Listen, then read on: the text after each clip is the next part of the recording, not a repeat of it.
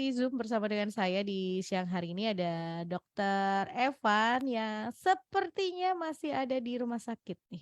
Saya coba, semoga sinyalnya mendukung, semoga sinyalnya baik. Kalau lagi ada di rumah sakit tuh kadang-kadang begitu ya, ada beberapa gangguan. Nah kan baru dibilang.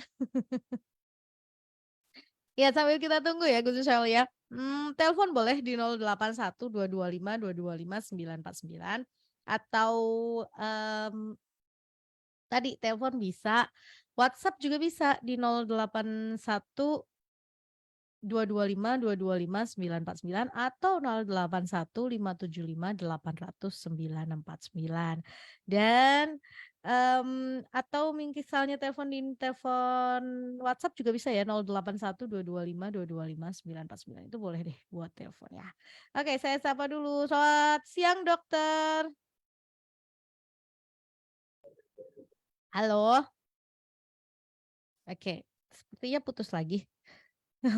Dok dengar suara saya Halo, nggak? sudah Oke. Iya, apa kabar, Dok? sinyalnya jelek, lagi jelek. Oh, oke, dokter Sudah nanti lebih iya, ini sudah lebih baik, udah kedengeran. Tadi saya agak ganti jaringan rumah dulu, apa jaringan HP dulu. Oke. ini di rumah sakit pasti nih. Iya, Iya, jadi masih jam jaga, di mana Dok? Ini di UGD atau di di poliklinik. Poliklinik. Oh, di Poli. Gimana nih, Poli penuhkah? Ya, masih namanya orang sakit ada ya, Bu. Enggak, tapi enggak sampai ada aja. Oke, Tiap hari pasti kalau ada yang sakit. Makanya kita iya. harus jaga kesehatan. Bener bener. Kalau yang sakit sih mah tetap ada aja gitu ya. Ya makanya harus Iya, jaga kesehatan, harus jaga stamina. Apalagi situasi sekarang gitu ya, aktivitasnya sudah kembali normal, terus orang mungkin agak sedikit abai gitu ya, padahal dulu sebenarnya protokol kesehatan tuh baik gitu kan. Misalnya cuci tangan lah, kebiasaan-kebiasaan seperti itu, harusnya itu sampai sekarang juga harusnya masih masih terus dilakukan ya, Dok, ya? betul, ya. Mhm, Kadang-kadang nanti lupa. bener. Itu di kesehatan kita makan. Mhm. Mungkin waktu dulu jarang, sekarang mulai banyak lagi. Karena jaga makannya kan kurang baik. Oke, nah kita hari ini akan bahas apa nih? Kalau minggu lalu Tapi betul loh, waktu kan mhm tipes malahan mhm. orang sakit tipoid itu jarang. Sekarang Oh, mulai demam, tipes, ya ya itu tadi, dulu kan orang begitu bener-bener yang kayak concern kan, ya banget kan? mhm, Iya, concern banget terhadap yang namanya kebersihan gitu ya. Oh, makan mau di dulu tuh luar, makan di rumah, ya lebih betul, sering makan di rumah. Jadi mungkin lebih zaman COVID jarang orang sakit tipes ya, mhm. atau takut berobat ke rumah sakit ya bisa saja. Tapi bener loh, dulu tuh jangankan ini ya, jangankan tifus gitu ya, orang yang sakit flu yang belum Covid gitu ya, istilahnya kayak flu biasa itu juga jarang. Kenapa? Karena kan memang orang bener-bener menggunakan masker di mana-mana gitu ya, terus cuci tangan Ya, sebelum menyentuh muka lah, bla bla bla gitu ya, dari luar rumah, masuk rumah mandi dan lain sebagainya, bersih-bersih bener-bener yang gaya hidup higienis banget gitu. Terus kayak gizi itu juga diatur bener gitu ya, imun tubuh juga diperhatikan betul gitu ya. Sekarang mungkin orang sudah mulai abai dengan protokol-protokol yang seperti itu sehingga terus kemudian ya tadi ada banyak sakit yang kayaknya kok sekarang banyak lagi ya gitu ya, Dok, ya. iya, Oke, tapi kita nggak akan bahas ini ya, Guntur Syawli, kita akan bahas hal yang lain ya, Dok, ya? iya. Kemarin kan tentang prostat. Ya, saya janji Mhm hari ini kan penyakitnya pada wanita. mhm. Ya, hari ini tentang mioma uteri ya. Oke. Jadi ya ini sakitnya hari ini banyakkan ke wanita usia lanjut juga. Mhm Jadi usia muda itu jarang ya kalau bilang kita miom. Biasanya usia 35 tahun ke atas mhm itu mulai bisa timbul. Jadi mhm kalau mau tanya dulu dok, apa sih itu miom? Miom itu mhm. Mhm. sebenarnya adalah pembesaran kandung rahim. Jadi kalau kita bisa lihat di satu sisi ada kayak benjolan keluar, atau di dalamnya juga bisa. Jadi lokasinya bisa di dinding luar, bisa di dinding dalam, atau di antara dinding-dinding luar dan dalam. Jadi itu penyakitnya banyak ya. Jadi tidak membesarnya kutil keluar itu di luar, tapi ada yang di dalam berarti pembesarannya di kandung rahim dalamnya, menonjolnya di dalam. Ada yang di dalam dindingnya. Jadi ada 3 macam yang secara gampang saya jelaskan seperti itu. Terus apa sih dok miom itu? Miom itu adalah pertumbuhan massa atau daging di dalam rahim atau di luar rahim yang biasanya bilang tidak bersifat ganas. Jadi kalau kita bilang miom itu harusnya tidak ganas. Bukan yang maaf mengarah ke kanker. Jadi biasanya miom itu pertumbuhannya tidak ganas. Jadi tidak langsung berapa hari langsung membesar, beberapa bulan besar banget. Enggak, itu jadi berbulan-bulan. Dan biasanya dipengaruhi sama siklus hormon estrogennya juga pengaruh. Makanya waktu hamil itu kadang-kadang miomnya juga ikut membesar seperti itu. Kemudian dok, ada nggak kita bisa tahu tanpa periksa ke dokter kalau misalnya itu miom? Nah, karena kan orang bingung. Ini jangan-jangan perut. Nah, biasanya. Jadi kalau memang kita gejalanya apa, biasanya miom itu pembesaran perut bawah. Jadi lokasinya kandung rahim itu kan di bawah. Jadi ini ada pembesaran sedikit, biasanya kita harus lakukan pemeriksaan USG untuk dilihat ada pembesaran kandung rahim atau enggak. Jadi tahunya ya harus periksa dokter, harus dilakukan pemeriksaan penunjang seperti USG atau pemeriksaan di manual di dalam kalau benjolannya ada di dalam rahim. Tadi kan saya jelaskan bisa di luar rahim, bisa kalau di luar rahim kan berarti mencungul di luar, jadi menekan yang lain, jadi kelihatan ada benjolan di bawah perut. Tapi kalau di dalam rahim ya biasanya perutnya agak kandung rahimnya agak membesar, tetapi ya biasanya nggak terlalu besar. Terus yang kedua dok, kita tahu tadi sudah intinya adanya pembesaran kandung rahim. Ada nggak gejala-gejala yang biasanya dialami? Gejalanya banyak. Biasanya kalau misalnya pembesarannya di dalam rahim atau benjolannya di dalam rahim, bisa pengaruh ke menstruasi. Jadi karena di dalam rahim itu kan dinding rahim kita kan ada siklus menstruasi. Kalau ada yang membesar berarti ada daerah yang lebih luas. Jadi menstruasinya lebih banyak. Kemudian perut bisa merasa membesar kalau misalnya tadi pembesarannya sudah besar. Terus juga bisa sampai gangguan berkemih. Kayak kemarin kalau prostat itu bisa menyebabkan menghambat, kalau ini juga bisa. Kalau terlalu besar, dia akan menekan juga di daerah kandung kemih. Jadi seperti susah berkemih. Kemudian kalau menekan sampai ke bawah, ya bisa mengakibatkan konstipasi. Jadi kalau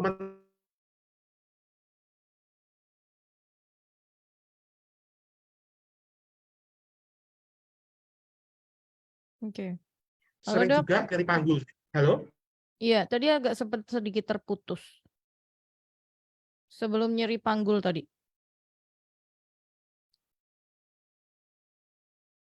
Kedengeran nggak ya, Bu? Iya, tadi sempat keputus sedikit dok waktu Coba menerangkan. saya ganti ke HP aja ya, Bu. Kayaknya ini Boleh. koneksinya sama kurang baik. Boleh. Oke, ini kita tentang miom ya, Guntur Shelly. Kalau lalu buat pria, ini buat wanita. Cie. Jadi silakan kalau yang mungkin mau nanya boleh di 081 225 225 949, 081 225 225 949, atau 081 575 800 949. Boleh ya. Silahkan mau nanya-nanya tentang ini miom gitu-gitu. Oke, ya.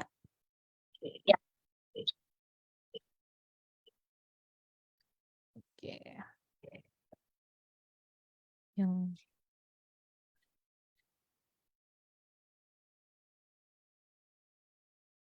Oke, Dok. Ya, bentar ya, saya setting dulu. Oke, boleh. Ya, ini kayaknya lebih jelas deh dibandingkan yang tadi.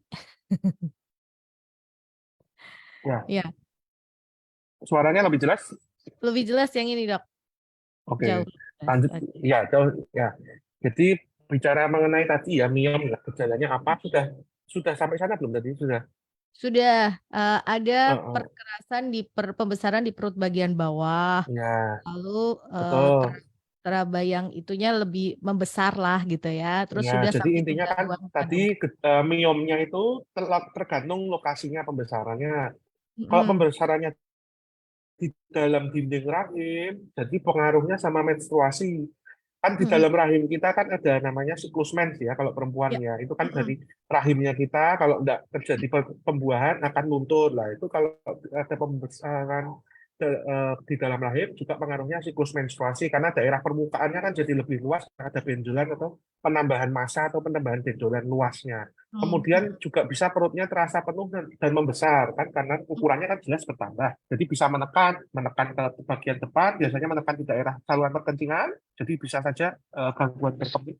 Kemudian kalau misalnya menekan usus bawah, kalau menekannya ke belakang, pengaruhnya ke konstipasi atau buang air besar jadi susah.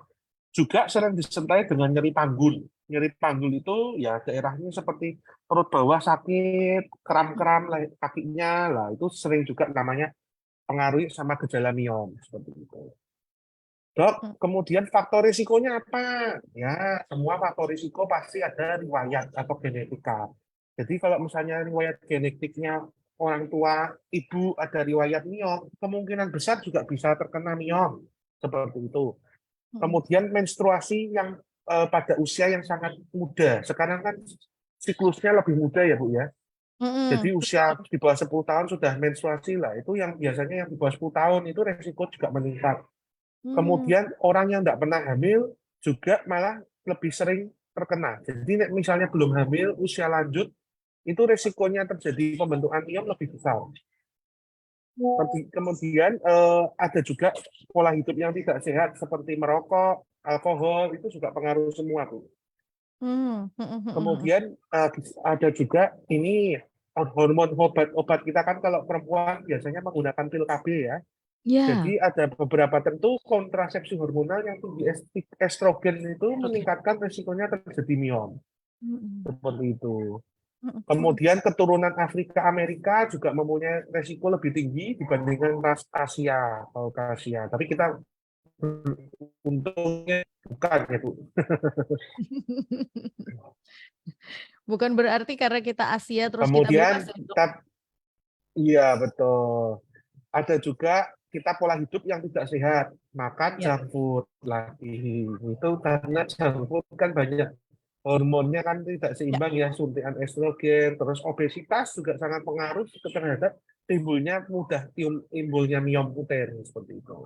mhm, Kemudian kalau ditanya penyebabnya apa, Dok? Kalau penyebabnya ya tadi. Untuk saat ini penyebab pastinya memang belum diketahui, tetapi ketidakseimbangan hormon, ketinggiannya hormon estrogen itu bisa meningkatkan resiko perkembangan pembesaran miomnya lebih cepat. Jadinya hubungan dengan tingginya estrogen itu sangat pengaruh sama miomnya seperti itu. mhm, Nah, Dok, kalau misalnya saya mau tahu, ada keluhan tadi, sering mensnya banyak, sakit waktu mhm, mens, kemudian perutnya kok terasa membesar, kadang-kadang susah buang air kecil, terus usianya ternyata sudah 50 tahun, perutnya kok terasanya lebih lebih besar, lebih sebal ya, Dok, dibanding biasanya. Ya, yang pertama tahunya gimana, Dok, kalau itu bukan apa itu miom atau enggak? Ya, pertama harus periksa ke dokter dulu. Dari mmm. dokter akan dilakukan pemeriksaan penunjang. Biasanya kalau mau tahu di USG. USG sudah bisa kelihatan, Bu. Jadi Mhm. nah, Oh, dengan di USG kita bisa lihat ada lokasi benjolan sama tumornya. mhm, Kemudian kalau misalnya kita tahu itu ada benjolan, eh, gimana? Nah, kalau mhm, sudah kelihatan benjolan, kita periksanya ke dokter kandungan. Jadi kita kan sudah periksa, oh ada benjolan. Nah, nanti kita konsulkan ke dokter kandungan. Nanti di sana dilihat akan adanya pembesarannya ini sudah ganggu belum, kayak sudah sangat besar ya terpaksa namanya dimyomektomi atau diambil benjolannya. Tetapi ini sampai sangat besar sekali bisa saja kandung rahimnya juga ikut diambil. Jadi ini semua tergantung kondisi ya, jadi tidak bisa disamakan tiap pasien itu sama. Makanya kita bisa lihat dengan USG terlebih dahulu, dipastikan dulu ukurannya berapa, ukuran tumornya, lokasinya di mana, itu gimana bisa diambil semua atau hanya bisa diambil benjolannya aja, itu tergantung dari masing-masing pasien. mhm. Kemudian, dok, ada nggak obat yang untuk mengurangi besar. Apa, kurangin ukurannya ada, ya itu biasanya golongan preparat progestin atau gonadotropin replacing hormone. Kemudian itu yang biasanya untuk membantu mengurangi, tetapi yang lain seperti tindakan ya mau tidak mau ya harus dioperasi, miomektomi, diambil miomnya aja, atau tadi diangkat sekalian kandung rahimnya, karena kan usia 50 tahun ke atas, 60 tahun ke atas itu kan sudah tidak produktif ya Bu, secara Iya. kehamilan.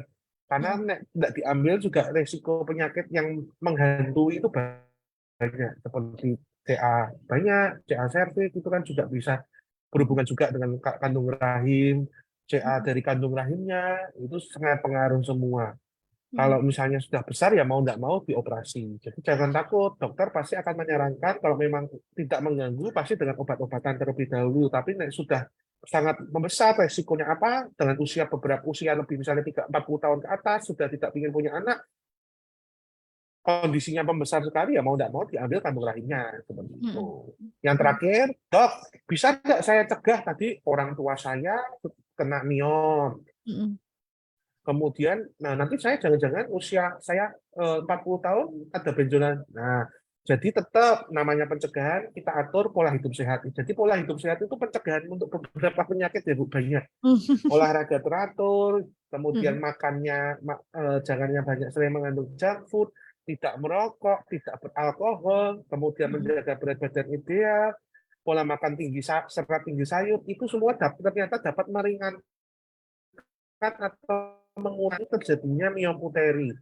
Yang jangan lupa KB itu juga harus makanya diperiksa di bawah pengawasan dokter. Jadi ada yang minum KB sendiri tanpa pernah konsultasi, ternyata berat badannya naik, tensinya naik, nah itu juga saya titip. Jadi kalau KB tetap harus periksa ke dokter, kita lihat cocok nggak penambahan berat badannya berapa, tensinya berapa. Kalau memang nggak bisa pakai yang pil minum ya diganti pakai yang lain, IUD yang tidak mengganggu seperti itu. Ya, ya untuk siang ini tentang miom ya yang saya jelaskan cukup sampai di sini. Nanti kalau ada pertanyaan atau Boleh. sharing pengalamannya bisa bertanya ya. Ya, ini menarik ya Guntur Syawali. Mungkin buat wanita ini jadi kayak apa sih momok gitu ya, kayak wah miom gitu kan, terus jadi menimbulkan banyak ketakutan atau pertanyaan. Nah, buat Anda yang mungkin mau bertanya silahkan 081225225949 atau teleponnya di 02484555949 atau WhatsApp 0815757800 949. Dok, ini ada pertanyaan yang menarik. Selamat siang, Dok. Saya Iya, mau tanya, miom dan kista itu bedanya apa ya, Dok? Terima kasih. oke. Sebenarnya saya harus ini ya, saya carikan gambarnya dulu ya, Oke, bentar, biar bisa biar menjelaskan juga. kelihatan Kalau enggak bedanya. susah. Mhm mhm, mhm. Iya, Iya. Dan buat Anda yang mau telepon melalui WhatsApp juga bisa ya di 081225225949. 081225225949. Silakan kirimkan pertanyaannya melalui teks boleh, melalui telepon boleh. Kita bahas tentang miom. Kalau minggu lalu penyakit pada pria, sekarang pada wanita. Jadi kalau yang mungkin, "Ah, saya ini nih," gitu ya, boleh silahkan tanya 081225225949. Nah, masih ada waktu, masih panjang waktu kita, jadi jangan khawatir ya. Walaupun oh ya, ini nanti juga bisa oke. Ini dokter lagi mencoba untuk me men-share screen. Bisa nggak ya, Dok? Coba ya.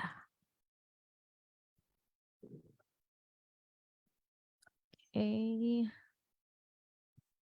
Ya. Nah. Oh ya, Anda bisa melihat tayangan kita nih di Facebook ya. Jadi bisa kelihatan langsung nih. Apa sih yang ditampilkan. Oke.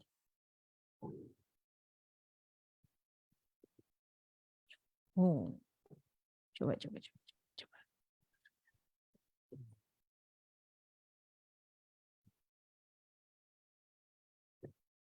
Ya, mmm Buat yang mau tanya ya, masih bahasanya tentang miom atau mungkin keluhan Anda sebagai seorang wanita gitu ya, di, "Oh bulan begini," gitu ya, pada saat datang bulan, pada saat usia, sekian gitu kan. Tadi ngomongin kita ada faktor genetis, ada juga ini pada usia-usia yang sudah, bertambah gitu ya. Jarang ditemuin di usia muda, tapi ini juga seringkali pada yang usianya sudah bukan lanjut sih, tapi mungkin udah dewasa. Jadi, silakan 081225225999 yang mau tanya atau 081575800949. Ini, kita masih buka line SMS-nya, WhatsApp-nya, teleponnya juga boleh ya. Yang mungkin mau nanya-nanya Oke, oke. Iya. Iya, Dok, silakan, Dok. udah kelihatan ya? Kelihatan? Nah, tadi kita kan bicara pertama ini dulu ya, miom ya. Saya Mhm. carikan gambarnya dulu. Sebentar.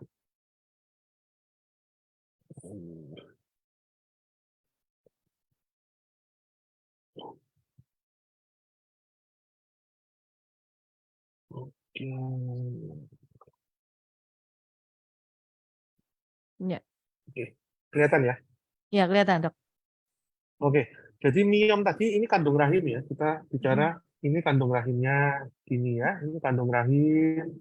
Nah, tadi kalau miom itu bisa keluar ke dinding rahimnya di luar ya. Mmm, Seperti itu. Jadi nonjol keluar atau nonjol di dalam seperti mhm, ini. Atau di dalam dindingnya seperti itu. mhm, Nah, ini yang namanya miom. Jadi ada pembesaran atau pertumbuhan daging di dalam mhm, kandung rahimnya kita. Dok, lah kalau kista gimana? Kalau kista ini ovarium atau kandung telur kita mhm, sehat. Ini uterus atau kandung rahimnya sehat, tetapi ini ada kistanya. Jadi kista itu lokasinya di kandung telurnya di sini. Kita kan mhm, kista ada apa? Ovarium itu ada kanan kiri. Jadi iya, ada penambahan jaringan di ovariumnya. Nah, itu yang namanya kista seperti itu. Jadi mmm, kalau kista di kandung telurnya, kalau miom itu di kandung rahimnya di sini. mmm, Ya. mhm, Seperti itu. Ya mmm, itu jadi pengaruhnya kalau kandung rahim kalau di dalam sini ya perdarahan juga akan kalau mens pasti lebih banyak. Apalagi di sini mhm, kan ada daerah banyak banyak aliran darahnya. Kalau pertumbuhan daging itu biasanya pembuluh darahnya juga banyak. mhm, Seperti itu. mhm, mhm. Oke. Jadi, menstruasinya akan bertambah Lebih banyak. deras ya pertama Mmm, banyak. heeh, heeh, heeh. Oke. Iya, semoga menjawab pertanyaannya ya, Gitu Shelly. Kalau kista itu di indung telur, tapi kalau miom itu ada di rahim. Jadi di dalam rahimnya, seorang wanita, seperti itu kan. Oke, pertanyaan selanjutnya coba ya, kita Ya. jawab terlebih dahulu. Sebentar sebentar saya buka lewat handphone aja, biar bisa kelihatan. Sebentar. Tadi yang tanya. Oke, tadi kan udah ya Dok, miom dan kista bedanya apa? Oke, sudah terjawab ya. Miom Mm-mm. itu ada di kandungan, ada di rahim, kalau kista itu ada di indung telur. Lalu ada pertanyaan selanjutnya. Selamat siang Dok, saya wanita usia 42 tahun. Setiap kali setelah datang bulan, perut terasa sakit di panggul. Apakah ini juga gejala miom? Haruskah dilakukan USG untuk pemeriksaannya? Terima kasih. Usianya berapa tadi Bu? 42 tahun. 42 tahun. Mhm, Ya, jadi ngeri berarti kan hubungannya dengan kasus seperti ini memang pengaruh diet, pengaruh apa, sebaiknya memang dilakukan pemeriksaan USG. Jadi bisa dua yang paling sering tadi. Kalau mhm, nggak terjadi miom, uteri, atau ada juga kista. Karena mmm, kalau kista pun juga akan pengaruh juga ke siklus mensnya nanti. Jadi nyeri saat haid itu juga bisa mhm, pengaruh sekali. Karena mmm, kalau terjadi kista biasanya lebih seringnya nyeri. Waktu haid itu lebih sakit. Dan mhm, biasanya kalau kista itu bisa di usia muda. mmm, Usia 20-an itu sudah bisa timbul kista, itu sudah bisa seperti itu. Lebih muda itu lebih bisa. Tapi kok miom biasanya di atas 35 tahun ya. Jadi mhm, kalau anak usia remaja, usia 20-an mengalami dismenore hebat, kadang-kadang memang sudah tertimbul adanya kista. Seperti itu. mhm, mhm, mhm, mhm. Oke. Jadi kalau misalnya, ini untuk, ibu-ibu atau mungkin orang tua juga patut waspada ya, artinya kalau misalnya terjadi pada anak-anak perempuannya pada saat mereka sudah datang bulan kok terasa nyeri yang hebat itu bisa diperiksakan juga ya, Dok, ya? Iya, Mhm mhm mhm. Harus dicari tahu sebetulnya ini, masalahnya di mana. Tapi sebetulnya ya, Dok, sebetulnya gitu ya, secara, ilmu kedokteran lah gitu ya, sebetulnya yang normal itu sakitnya sampai sejauh mana sih, Dok, kalau, apa sih, datang bulan atau menstruasi? Karena kadang ada yang, "Oh, nggak apa-apa," gitu ya, "wajar," gitu-gitu. heeh, kalau itu nggak bisa dibilang seperti itu, Bu, karena batas ambang nyeri tiap seseorang itu berbeda-beda. Oke, mhm. Nah, jadi kita bisa menilainya dengan namanya skala nyeri. Skala nyeri itu Mhm ada 1 sampai 10. mhm. Ya, itu tergantung orang. Biasanya tergantung dari mimik wajahnya, kesakitannya, ya itu baru kita bisa nilai skor nyerinya. Karena maaf, ada orang yang habis apa jatuh, sama-sama lukanya, yang satu nyeri sekali sampai heboh, padahal lukanya lebih lebih enggak banyak. Nah, yang satunya lukanya lebih besar, lebih ini, tetapi dia bisa nahan sakit lah. Itu jadi memang tergantung sekali sama individual. Jadi untuk kita lihat batas nyerinya sih tidak ada. Tapi kalau memang sudah sangat mengganggu ya sebaiknya diperiksakan. Pasti kan nyeri itu ada ambang batas kita. Kalau sangat mengganggu ya wajib periksa seperti itu. Oke. Jadi, memang, ini kalau memang sudah sangat mengganggu, lebih baik memang dicari tahu gitu ya, jangan sampai Iya. ditahan, nggak tahu dan lain sebagainya. Oke, ini ada pertanyaan yang menarik. "Selamat siang, Dok, apakah miom bisa berkembang menjadi membahayakan atau tanda bahayanya seperti apa? Terima kasih." Nah, oke. Jadi namanya pembesaran rahim itu tidak hanya miom, ada Mmm, namanya kanker lah. Ada mhm, leukemia, ada kanker rahim yang berbagai macam jenis. Jadi memang tergantung kondisinya. mhm. Makanya ketika pembesarannya terlalu dianggap lebih kok cepat sekali, sebaiknya langsung dilakukan tindakan. Karena takutnya bukan mengarah ke tumor jinak atau yang kita bilang tadi miom, tapi mengarah ke tumor ganas seperti itu. Oke. Makanya biasanya kalau kita sudah ambil, pasti akan dilakukan pemeriksaan PA. Biasanya kalau yang cenderung, wah ini kok cepat sekali lah, itu akan dilakukan pemeriksaan PA. Jangan-jangan mengarahnya ke keganasan seperti itu. Mhm mhm mhm. Iya, artinya memang, wajib untuk diperiksakan, untuk dicari tahu gitu ya, dan kalau memang memang harus diambil, terus kemudian, mmm, akan dilakukan tadi ya, pemeriksaan laborat gitu ya, untuk Iya, pemeriksaan biasanya enggak diambil di USG biasanya, Bu. Maaf, bukan di oh, USG, diambil terus habis itu dilakukan pemeriksaan PA, lab oh ini iya, untuk dicek patologi anatominya. patologis ya. Nah, Iya, ini akan patologisnya.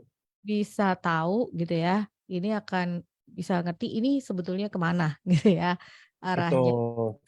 Nah, Memang ada gambaran tertentu di radiologi yang curiganya sudah, wah ini kok mengarahnya sudah ke ganasan, itu bisa mhm kelihatan. Tetapi mhm. mau pastinya ya kita memang harus lakukan namanya tindakan PA, itu gold diagnosis. Untuk mengetahui goldnya pastinya ketok palunya ya seperti itu dilihat untuk PA-nya. Oke.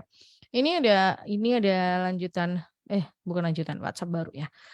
"Selamat siang, Dok. Saya wanita usia 40 tahun. Setiap kali datang bulan selalu terasa nyeri di sebelah kiri perut bawah."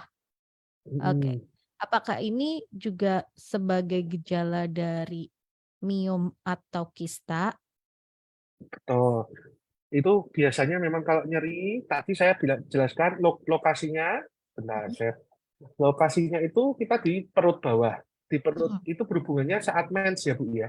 mhm. Atau tidak ada berhubungan saat mens? Kalau ada berhubungan dengan mens, ya biasanya memang berhubungannya dengan miom sama kista. Mhm. Tetapi tidak berhubungan dengan mens, itu jangan lupa ada sakit lain seperti infeksi saluran kencing, tabung saluran Mmm, kencing, itu juga sering menyebabkan perut kiri bawah sakit. Jadi seperti itu.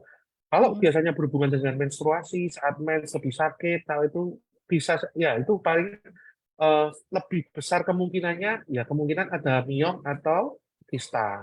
Seperti itu. Mmm, mhm mhm mhm.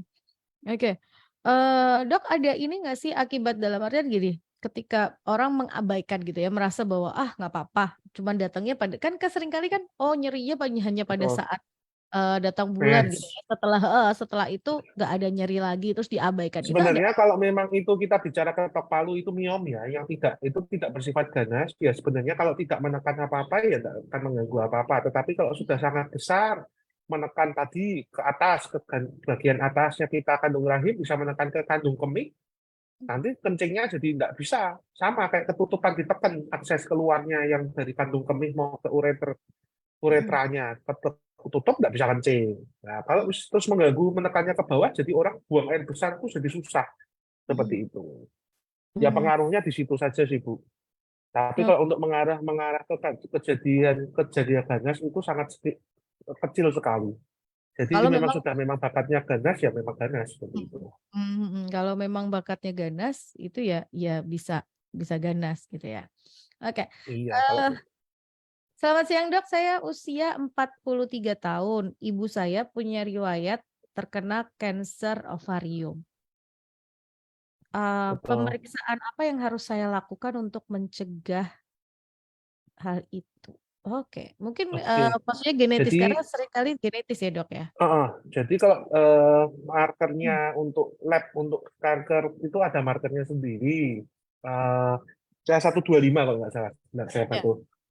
Yang penting pertama, kalau misalnya berhubungan dengan kanker tadi ovarium ya, mhm, pemeriksaan USG dilihat dulu ada nggak kelainan anatomisnya. Jadi di ovariumnya itu ada nggak tumornya, ada benjolannya, ada kistanya nggak. Itu yang pertama kali wajib kita lihat. mhm.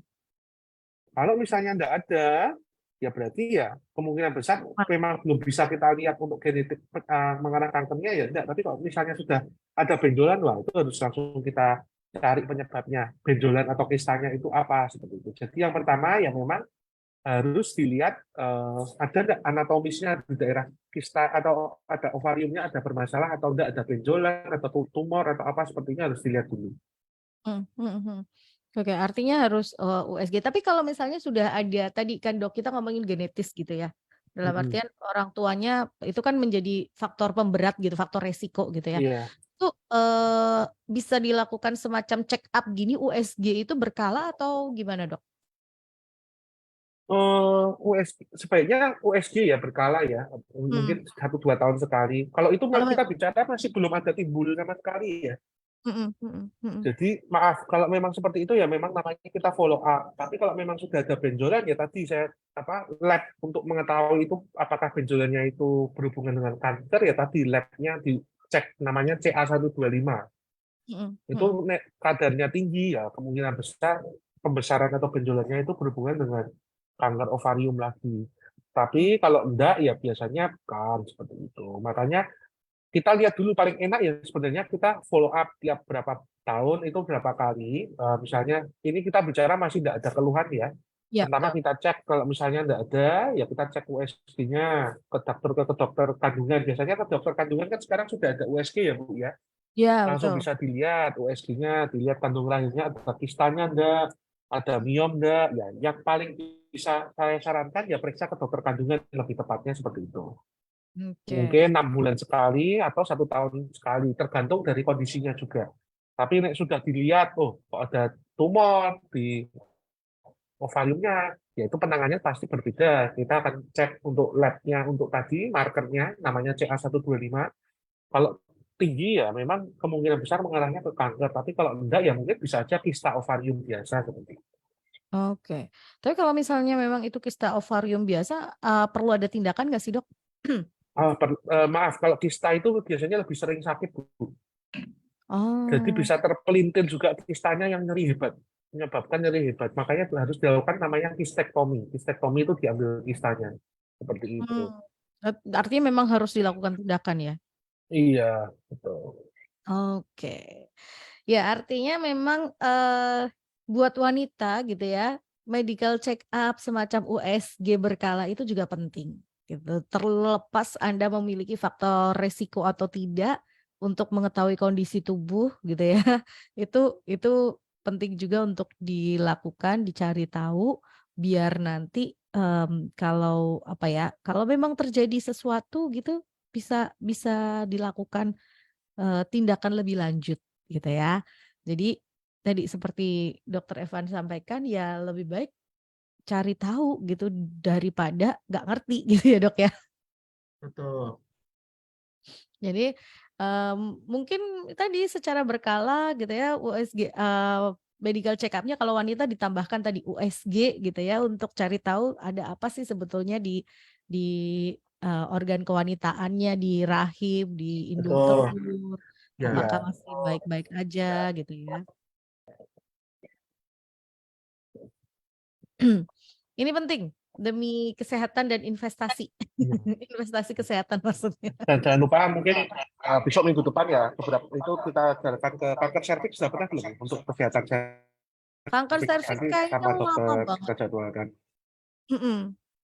Kanker serviks, nah itu juga kan ini baru miom sama itu nanti kita bicara ke depannya mungkin mengarah ke kanker serviks ya.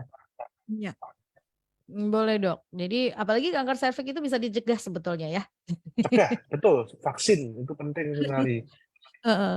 Jadi, penting untuk kita tahu, ini loh sebetulnya kalau sekarang kita sadar bahwa ada hal-hal yang bisa kita sakit yang bisa kita cegah gitu ya dengan usaha kita, itu lebih baik mencegah dibandingkan nanti, terjadi terus kita harus, melakukan pengobatan dengan berbagai macam hal gitu ya yang mungkin jauh lebih susah, jauh lebih sulit tapi lebih baik mencegah.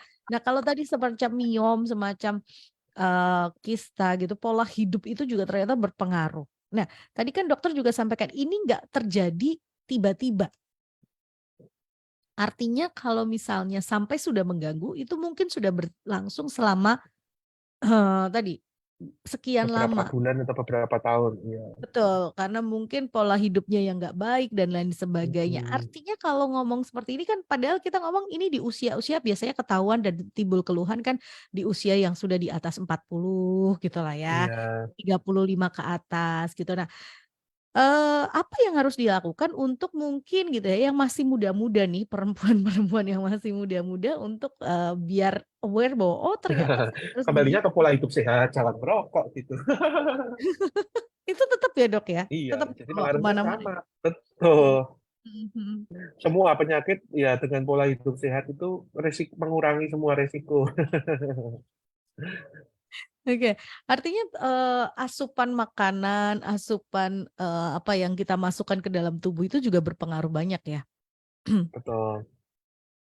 Oke, mmm, ini silakan yang mau tanya monggo, masih ada waktu 081225225949 atau 08157575800949. Oke.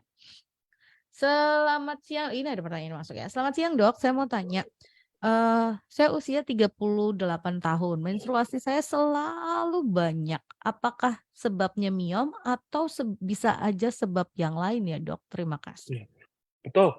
Jadi menstruasi itu ada namanya penyakit menometroragi. Jadi perdarahannya banyak, waktunya juga panjang. Memang biasanya faktor risiko penyebabnya ini terjadi ada hubungannya dengan miom uteri tadi. Jadi Mhm sebaiknya dilakukan pemeriksaan USG ke dokter kandungan. Nah, nanti mhm dilihat kandung rahimnya USG-nya seperti apa. Apakah ada miom, ada kista, harus periksa kalau seperti itu. Karena sudah mhm ada gangguan. Nah, jadi gangguannya sudah mengarah ke menometroragi tadi. Eh, mhm. mensnya banyak. Karena mensnya banyak, nanti kita bicara kurang darah. Ya, jadi gara-gara miom Anemia. kurang darah. Iya, Mhm itu mhm penyakitnya. Kalau tadi bilang hubungannya sebut. mhm. Oke, dan itu pasti juga sudah mengganggu aktivitas sehari-hari ya kalau misalnya pada Betul. masa-masa periode menstruasi atau periodnya itu pasti akan ganggu aktivitas sehari-hari kalau misalnya terjadi banyak gitu ya. Takutnya tadi AB-nya drop dan lain sebagainya gitu kan, bisa saja terjadi seperti itu. Karena itu kategorinya mungkin bisa, Betul. bisa perdarahannya yang hebat gitu ya, Dok, ya? Iya, perdarahannya kan banyak. Perdarahan Mhm, banyak. Selama menstruasi itu kan siklus yang terusan. Iya kan? betul, Ya, setiap apa bulan. terus-terusan tiap 1 bulan kurang 0,1 ditabung kurangnya lama-lama kan ya tubuh buat walaupun tubuh akan menghasilkan HB lagi hasilkan darah merah tapi kan lama-lama kok perdarahannya lebih banyak daripada yang dibentuk ya kurang lama-lama seperti Mhm itu. mhm mhm. Nah ini, eee, apalagi kalau sudah timbul keluhan-keluhan yang lain ya, good news family misalnya pusing lah, terus kemudian, berkunang-kunang lah gitu ya.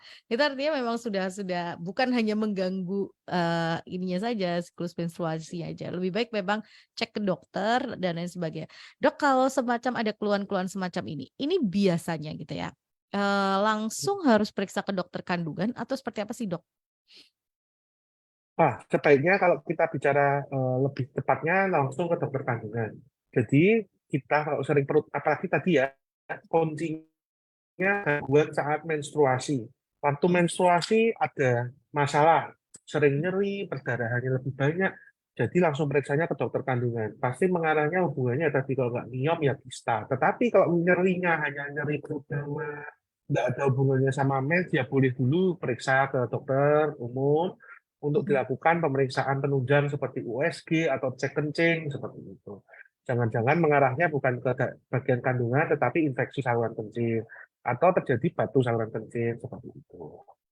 Oke, jadi, eee, ini ya, dalam artian kita harus, tahu gitu, oh kalau memang diamatin dulu boleh lah ya, diamati bahwa ini masuknya kepada, eee, gangguannya Sering setiap saat kali mens periode. sakit, tiap kali Mhm, mens mhm, nyeri hebat, dismenori berat, ya harus mhm. periksa. Jangan-jangan tadi ada hubungannya dengan kista. Oke, Dok, tadi, Dokter Evan juga sempat menyebutkan untuk faktor berat badan atau obesitas. Apakah obesitas ini kenapa sih, Dok, Ya, kok bisa betul, betul kemudian obesitas. menjadi salah satu faktor risiko terkena miom juga? Ya, karena obesitas itu pengaruhnya dengan nanti metabolisme lemak juga berhubungan dengan keseimbangan hormon estrogen dan progesteron, Bu. Jadi cenderung biasanya kalau yang obesitas itu estrogennya lebih Mhm, tinggi, Bu, mhm, kadarnya. Seperti itu. Ya, tadi faktor resikonya apa kan, Bu? mhm.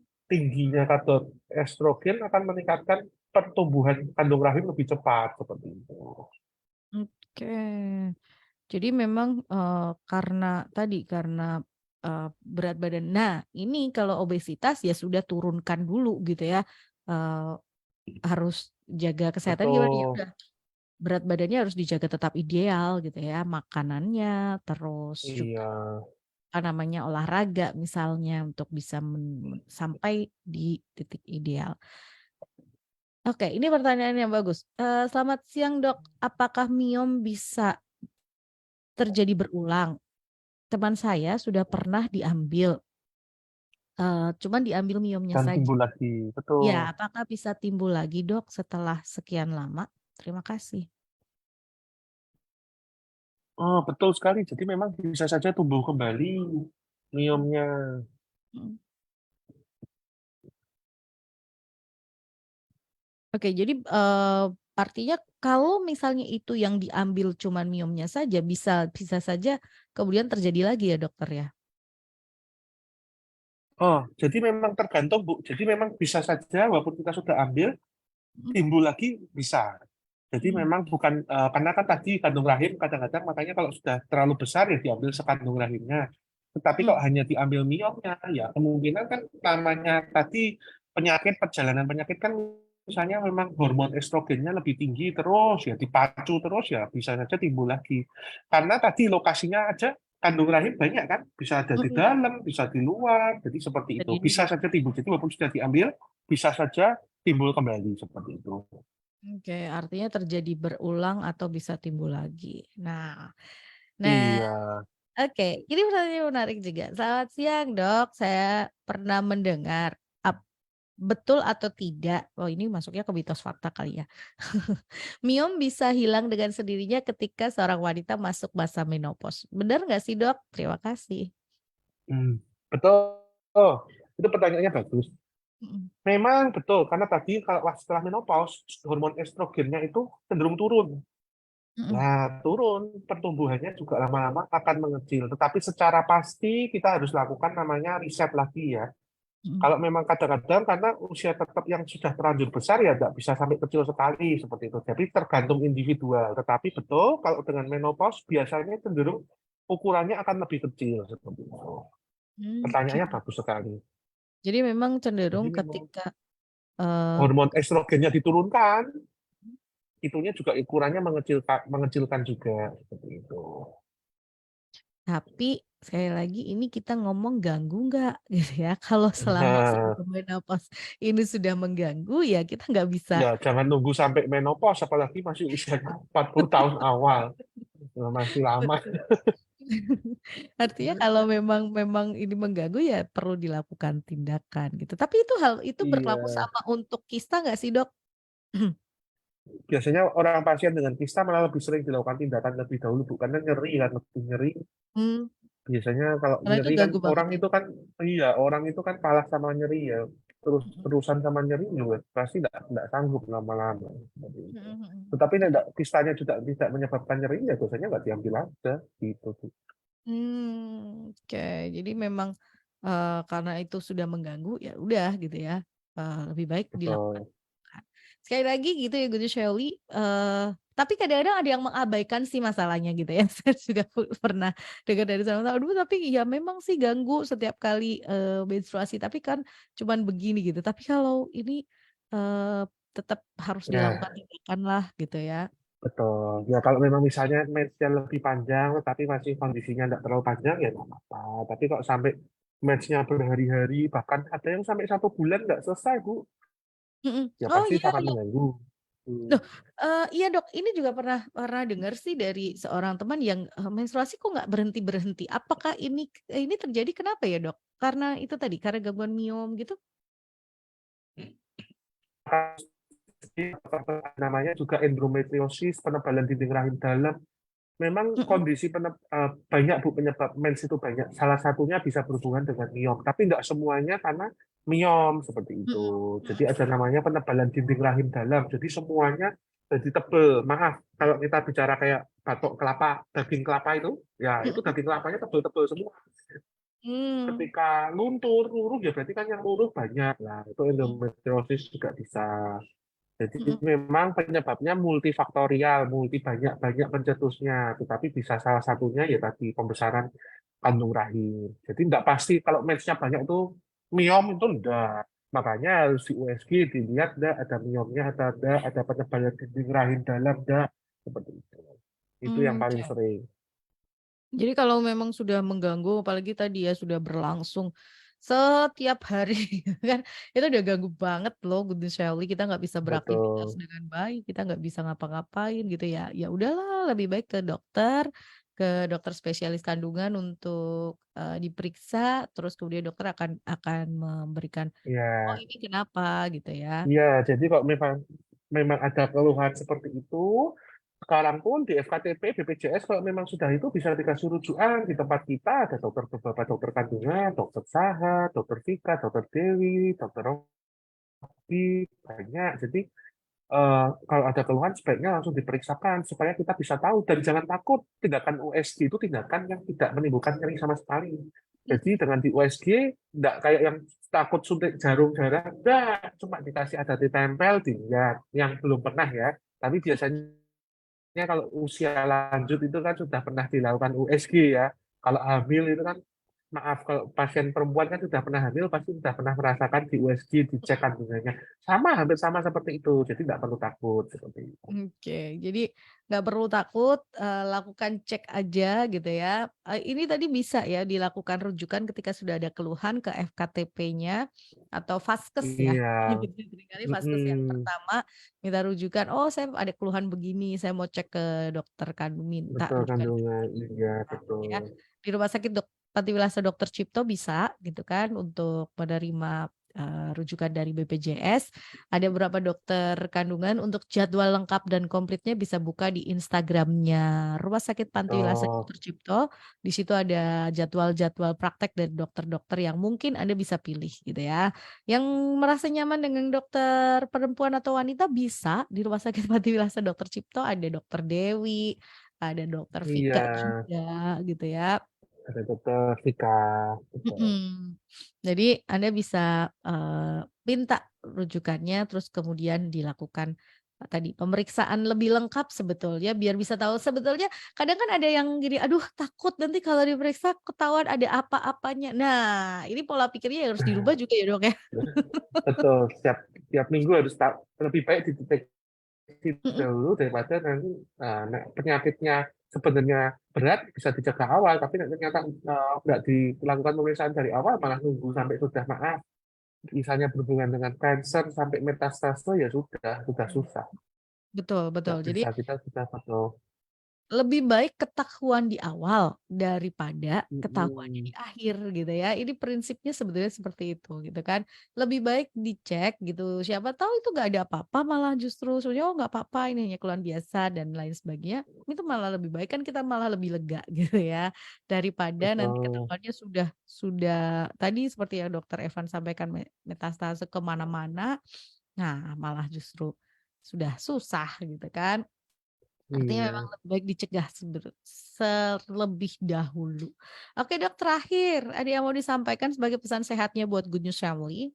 Oh ya, pesan sehatnya ya tetap semua jaga pola hidup sehat, rutin Yes. berolahraga, hindari merokok, dan jika memang kalau tadi ada keluhan yang kita bicara hari ini mengenai gangguan mens, nyeri Mm-mm. saat mens, baiknya diperiksakan supaya tidak mengganggu aktivitas kita sehari-hari. Dan jangan takut tindakan pemeriksaan seperti itu, ada pemeriksaan yang nggak sakit, jadi cuma dicek kayak USG kalau punya orang sedang memiliki kandungan sama seperti itu. Kita lihat ada benjolannya, ada penebalan dinding rahim, ada kista atau enggak, bisa lihat kelihatan waktu periksa ke dokter kandungan. Oke, dan itu Seperti itu. proses yang sebentar sebetulnya dan Sebentar, betul. dari situ kita bisa lihat kok ada apa sebetulnya ada keluhan ini berhubungannya dengan apa gitu ya. Dan nanti Iya. dokter akan bisa melakukan tindakan, oh ini hanya perlu obat aja misalnya atau oh ini Oh, harus harus seperti ini tuh akan lebih baik sih sebetulnya. Gitu ya, Dok ya. iya betul. Oke. Dokter Evan terima kasih ya. Iya, terima kasih. Yap, sukses buat Rumah Sakit Panti Wilasa Dr. Cipto. Terima kasih juga buat Amin. Rumah Ya, Sakit Panti Wilasa terima. Dr. Iya. Cipto. Sudah support Good News. Jangan lupa ya Good News Family follow Instagramnya Rumah Sakit Panti Andi Wilasa Dr. Loso, Dokter Cipto. Semarang. Di situ ada informasi-informasi lengkap tentang Rumah Sakit Panti Wilasa Dr. Cipto. Oke. Yap, dan terima kasih Dok. Sampai ketemu. Sampai ketemu.